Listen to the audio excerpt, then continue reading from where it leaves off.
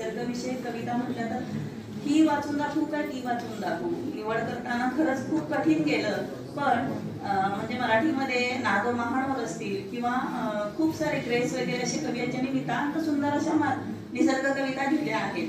पण तुमचा विचार करून समोरच्या श्रोता वर्गाला आपण जी काही कविता सादर करणार आहोत ती समजली पाहिजे त्याचा विचार करून मी पद्मा गोळे लिखित चाफ्याच्या झाडा ही निसर्ग कविता निवडलेली आहे.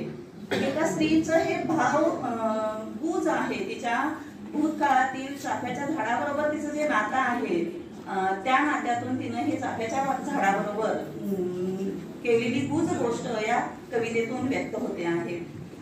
कवितेचं नाव आहे चाफ्याच्या झाडा, कवयित्री आहे पद्मा गोळे. चाफ्याच्या झाडा का बरं आलास आज स्वप्नात, चाफ्याच्या झाडा का बरं आलास आज स्वप्नात, तेव्हाच तर आपलं नव्हतं का ठरलं